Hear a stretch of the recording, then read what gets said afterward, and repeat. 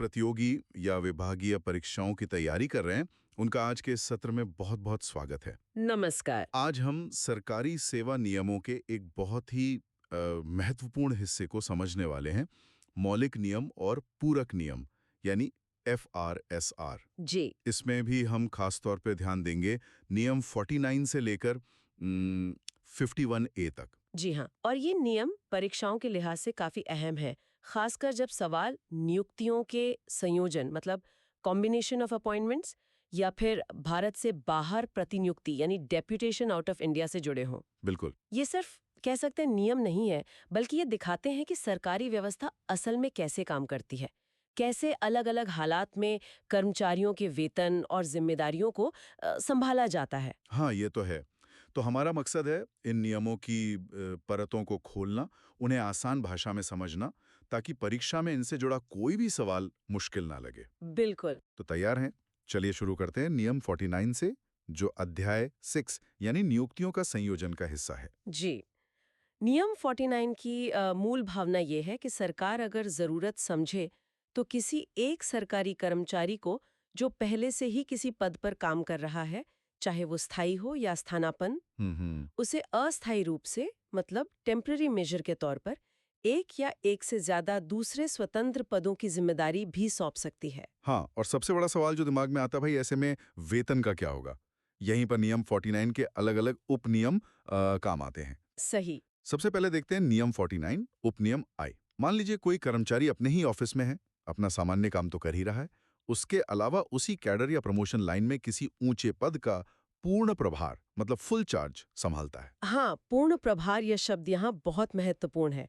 इसका मतलब है उस ऊंचे पद की सारी जिम्मेदारियां और अधिकार वो अस्थायी रूप से उस कर्मचारी को दे दिए गए हैं। अच्छा। तो नियम 49I कहता है कि ऐसी स्थिति में उस कर्मचारी को वही वेतन मिलेगा जो उसे उस ऊंचे पद पर अगर वो नियुक्त होता तो मिलता।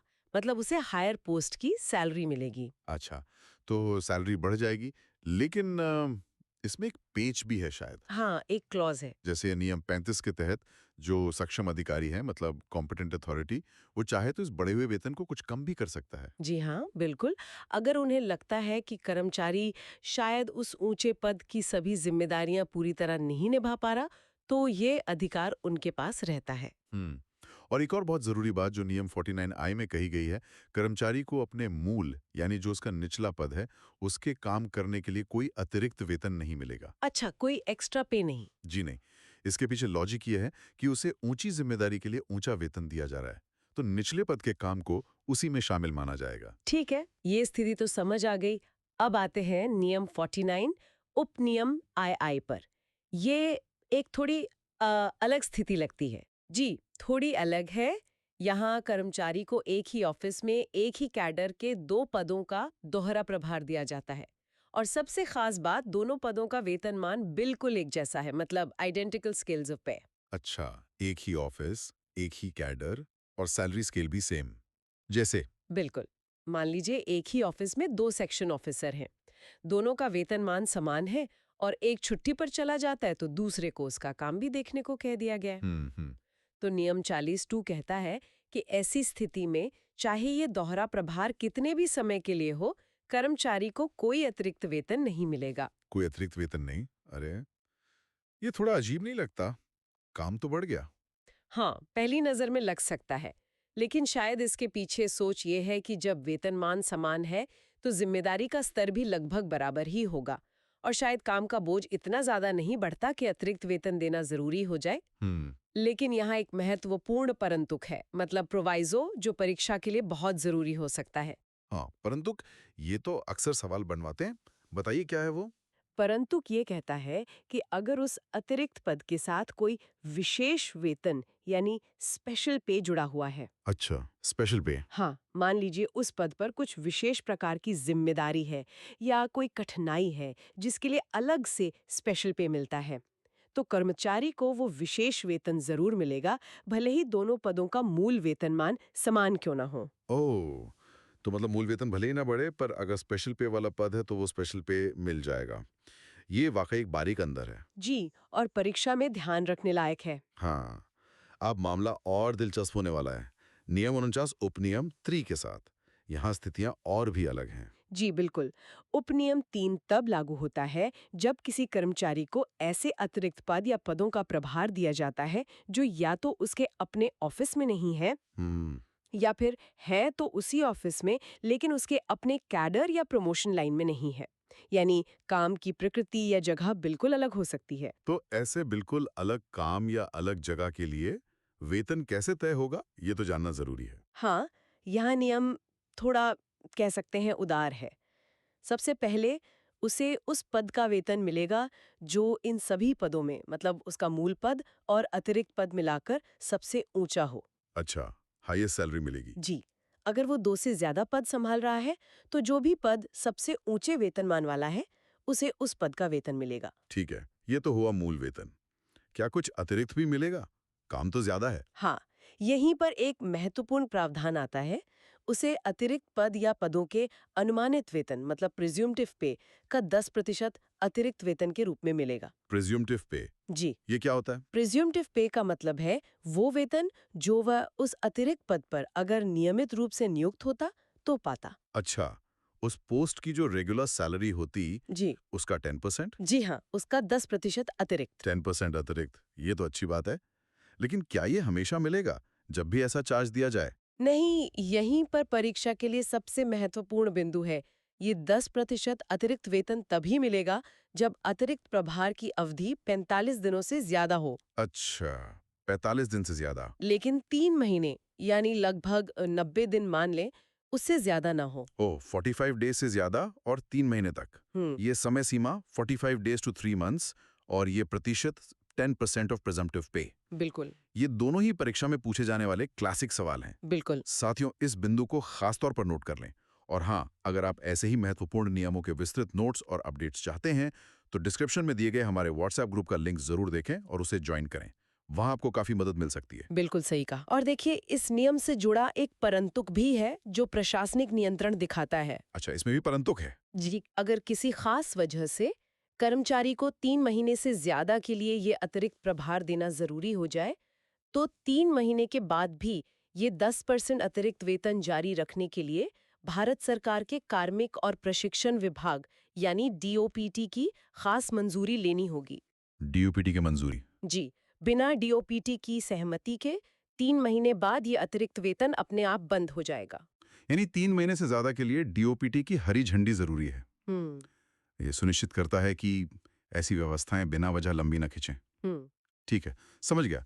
अब आते हैं नियम 49 के अगले उपनियम यानी 4 पर। उपनियम 4 एक ऊपरी सीमा, एक सीलिंग तय करता है। सीलिंग किस चीज की? ये कहता है कि जब किसी अधिकारी को नियम 49(3) के तहत अतिरिक्त प्रभार दिया जाता है, हम्म, तो उसका जो भी वेतन तय हो, मतलब उच्चतम पद का वेतन और जो 10% अतिरिक्त वेतन मिले, हाँ, उन दोनों को मिलाकर कुल राशि किसी भी हालत में 2,25,000 रुपए प्रति माह से ज्यादा नहीं हो सकती। 2,25,000 रुपए।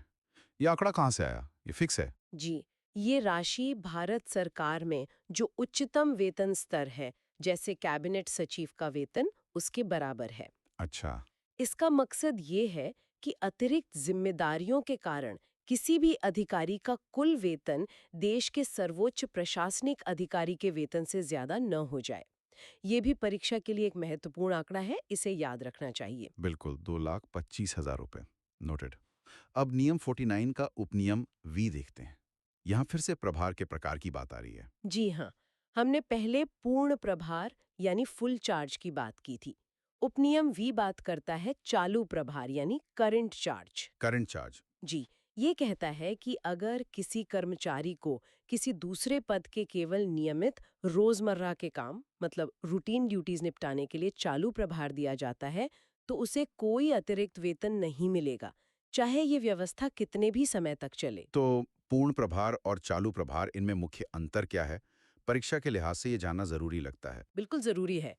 देखिए, पूर्ण प्रभार में जैसा मैंने कहा, पद की लगभग सारी शक्तियां और जिम्मेदारियां शामिल होती हैं। कर्मचारी एक तरह से उस पद पर काम कर रहा होता है, भले ही अस्थायी रूप से।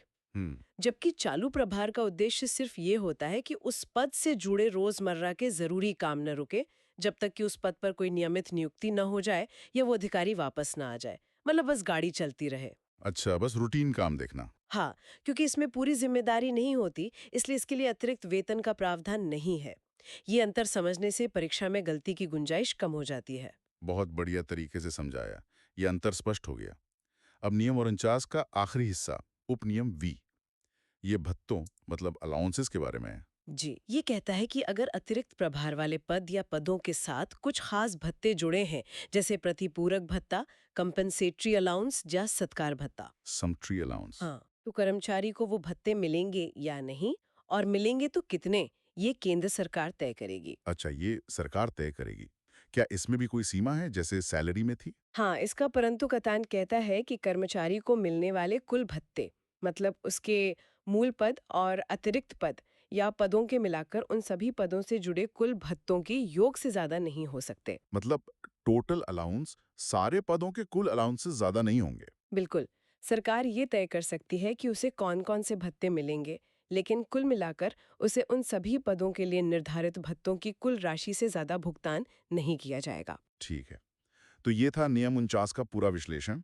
इसमें कई बारीकियां हैं, खासकर वो 45 दिन से 3 महीने वाला क्लॉज, 10% वाला और स्पेशल पे वाला। जी हाँ, और पूर्ण प्रभार बनाम चालू प्रभार का अंतर भी। बिल्कुल। चलिए अब अगले अध्याय पर चलते हैं। अगला अध्याय है वीआई, और ये भारत से बाहर प्रतिनियुक्ति यानी डेपुटेशन आउट ऑफ इंडिया से संबंधित है।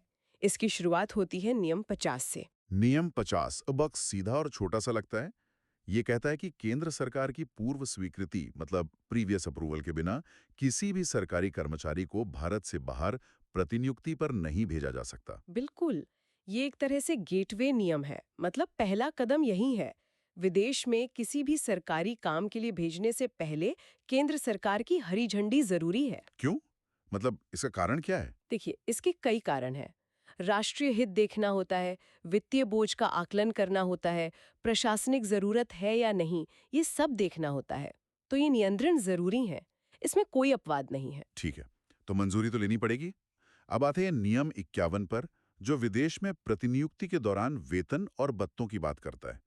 नियम 51 का उपनियम एक क्या कहता है? ये कहता है कि जब किसी कर्मचारी को सरकार की मंजूरी से अस्थायी तौर पर, मतलब टेम्परेरीली, भारत से बाहर किसी ड्यूटी पर भेजा जाता है, चाहे वो ड्यूटी उसके भारत वाले पद से जुड़ी हो या कोई खास काम हो, तो राष्ट्रपति उसे वही वेतन निकालने की अनुमति दे सकते हैं जो वह भारत में ड्यूटी करते समय निकाल रहा होता। अच्छा, तो मतलब नॉर्मली उसकी इंडियन सैलरी चलती रहेगी। जी, सामान्य स्थिति में उसकी भारतीय सैलरी जारी रहेगी। सामान्य स्थिति में। लेकिन क्या कोई असामान्य स्थिति भी हो सकती है? नियम 51 का परंतुक प्रोवाइसो कुछ खास कहता लगता है। हाँ, ये परंतु एक बहुत ही विशिष्ट और कह सकते हैं दिलचस्प स्थिति को कवर करता है, और परीक्षा के लिए इसके बिंदु बहुत महत्वपूर्ण हो सकते हैं। अच्छा, कौन सी स्थिति? ये तब लागू होता है जब कोई सरकारी कर्मचारी पहले से ही भारत से बाहर औसत वेतन पर छुट्टी, मतलब लीव ऑन एवरेज पेपर हो, और सरकार को उसे वहीं किसी प्रतिनियुक्ति पर भेजने की जरूरत पड़ जाए। अरे, मतलब वो छुट्टी पर है विदेश में और वहीं उसे काम पर लगा दिया। तो अब उसकी छुट्टी का क्या होगा? और सैलरी का? यही नियम दिलचस्प हो जाता है। राष्ट्रपति ऐसे कर्मचारी को औपचारिक रूप से छुट्टी पर ही बने रहने के लिए कह सकते हैं। क्या मतलब छुट्टी पर रहते हुए काम? जी हाँ, वो तकनीकी रूप से रहेगा छुट्टी पर काम करेगा प्रतिनियुक्ति वाला। ऐसे में उसे वेतन के रूप में उसकी छुट्टी की सैलरी, मतलब लीव सैलरी, तो मिलेगी ही। हाँ। साथ में उसे भारत में ड्यूटी पर मिलने वाले वेतन का छठा हिस्सा, यानी 1/16 मानदेय ऑनरेरियम के रूप में अतिरिक्त लिया जाएगा। मानदेय ऑनरेरियम 1/6, ये गणना याद रखनी होगी। वेतन का छठा हिस्सा। और क्या कुछ है इसमें? एक और बहुत जरूरी बात, ऐसे मामले में भारत से आने जाने का यात्रा खर्च, मतलब कॉस्ट ऑफ पैसेजेस, कर्मचारी को खुद उठाना होगा, सरकार नहीं देगी। ओह, ट्रैवल कॉस्ट खुद देनी होगी। जी, तो मुख्य बातें क्या हुई? पहले से औसत वेतन छुट्टी पर विदेश में होना, राष्ट्रपति का निर्देश कि छुट्टी पर ही रहो, वेतन के रूप में लीव सैलरी, प्लस भारत वाली सैलरी का 1/6 मानदेय और यात्रा खर्च खुद उठाना। ये सारे बिंदु मिलकर एक अच्छा सवाल बन सकते हैं। बिल्कुल। ये जानकारी अगर उपयोगी लग रही है तो साथियों इसे लाइक और शेयर जरूर करें, और ऐसे ही नियमों की गहरी समझ के लिए चैनल को सब्सक्राइब करना ना भूलें। अच्छा, नियम 51(1) के नीचे एक नोट भी है जो विदेशी मुद्रा के बारे में है। हाँ, विदेश में तो रुपए नहीं चलेंगे, तो सैलरी कैसे मिलेगी? फॉरेन करेंसी में? जी, नोट कहता है कि विदेश में प्रतिनियुक्ति के दौरान कर्मचारी को अपनी सैलरी का कितना हिस्सा विदेशी मुद्रा में निकालने की अनुमति होगी, ये राष्ट्रपति समय-समय पर जारी आदेशों के अनुसार तय करेंगे। अच्छा, ये प्रेसिडेंट तय करेंगे? हाँ, ये व्यवहारिक जरूरत है क्योंकि विनिमय दरें और जरूरतें बदलती रहती हैं। ठीक है। अब नियम 51 का उपनियम 2 ये भत्तों की बात करता है। जी, उपनियम 2 कहता है कि विदेश में प्रतिनियुक्ति पर गए कर्मचारी को राष्ट्रपति द्वारा उचित समझे जाने वाली राशि का प्रतिपूरक भत्ता यानी कंपनसेटरी अलाउंस भी दिया जा सकता है। ये क्यों जरूरी है? Compensatory allowance? क्योंकि अक्सर विदेशों में रहने का खर्च भारत की तुलना में काफी ज्यादा होता है, तो ये भत्ता उस अतिरिक्त लागत को वहन करने में मदद के लिए होता है। इसकी राशि मामले की परिस्थितियों और उस देश के खर्च के स्तर को देखकर तय की जाती है। समझ गया। कॉस्ट ऑफ लिविंग एडजस्टमेंट जैसा कुछ। और उपनियम 3 विनिमय दर मतलब एक्सचेंज रेट के बारे में क्या कहता है? यह स्पष्ट करता है कि जो भी वेतन, मानदेय जैसे वो 16th वाला या प्रतिपूरक भत्ता कर्मचारी को मिलना है, उसका विदेशी मुद्रा में समतुल्य मतलब फॉरेन एक्सचेंज इक्विवेलेंट किस विनिमय दर पर कैलकुलेट किया जाएगा, ये भी राष्ट्रपति ही एक आदेश द्वारा तय करेंगे। अच्छा, तो बाजार की दर नहीं, बल्कि सरकार द्वारा निर्धारित आधिकारिक दर का इस्तेमाल होगा। जी हाँ, बिल्कुल। तो नियम 51 अस्थायी प्रतिनियुक्ति पर वेतन और भत्तों को काफी विस्तार से कवर करता है। अब आखिर में नियम 51 ए भी है। ये नियम 51 से कैसे अलग है? क्या ये भी विदेश प्रतिनियुक्ति के बारे में है? है तो विदेश प्रतिनियुक्ति के बारे में ही, लेकिन नियम 51 एक अलग तरह की प्रतिनियुक्ति की बात करता है। ये तब लागू होता है जब किसी कर्मचारी को भारत से बाहर किसी नियमित रूप से गठित स्थायी मतलब परमानेंट या अर्धस्थायी मतलब क्वाजी परमानेंट पद पर नियुक्त किया जाता है।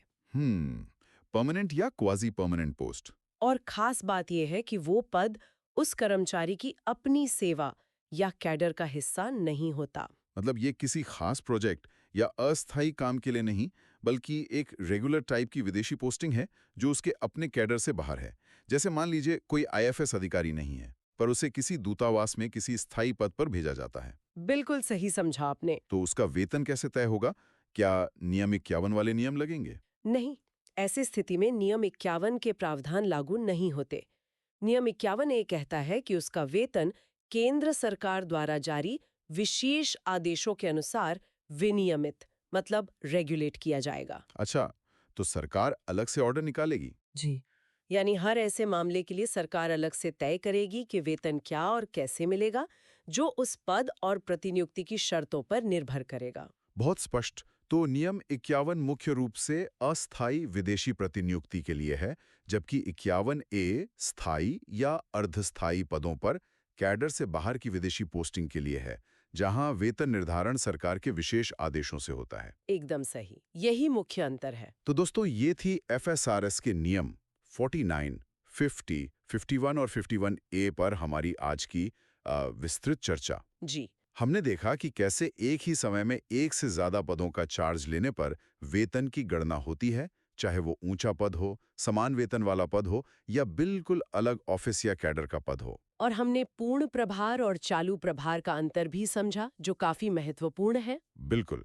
और हमने ये भी देखा कि भारत से बाहर प्रतिनियुक्ति के लिए सरकारी मंजूरी क्यों अनिवार्य है और कैसे अस्थायी और नियमित विदेशी पोस्टिंग के दौरान वेतन, मानदेय और भत्ते तय किए जाते हैं। हाँ, जिसमें वो 16th मानदेय वाली खास स्थिति भी शामिल है। और इसी का ये नियम ऊपरी तौर पर थोड़े जटिल लग सकते हैं, लेकिन इन्हें समझने से न केवल परीक्षा में मदद मिलती है, हाँ, वो तो है ही। बल्कि ये भी पता चलता है कि सरकारी कामकाज में विभिन्न परिस्थितियों को कितनी बारीकी से रेगुलेट किया जाता है। बिल्कुल, ये नियम पारदर्शिता और एकरूपता सुनिश्चित करते हैं ताकि हर कर्मचारी के साथ जहां तक संभव हो समान व्यवहार हो सके। अच्छा, अगर आप साथ ही चाहते हैं कि हम भविष्य में एफआरएसएस के किसी और नियम या किसी अन्य विषय पर इसी तरह विस्तार से बात करें, तो नीचे कमेंट सेक्शन में हमें जरूर बताएं। जी, आपके सुझावों का स्वागत रहेगा। और अगर आपको आज का यह सत्र उपयोगी लगा हो, तो प्लीज इसे लाइक करें और अपने उन दोस्तों के साथ शेयर करें जो परीक्षाओं की तैयारी कर रहे हैं। हाँ, ज्ञान बांटने से बढ़ता है। बिल्कुल। ऐसी और जानकारीपूर्ण चर्चाओं के लिए हमारे चैनल को सब्सक्राइब करना न भूलें। साथ ही अपडेट्स और नोट्स के लिए डिस्क्रिप्शन में दिए गए व्हाट्सएप ग्रुप से भी जुड़ सकते हैं। आपने इतने ध्यान से और धैर्यपूर्वक हमें सुना, इसके लिए आप सभी का बहुत बहुत आभार। आपकी परीक्षाओं की तैयारी के लिए हमारे तरफ से ढेर सारी शुभकामनाएं। अच्छे से पढ़ें। धन्यवाद।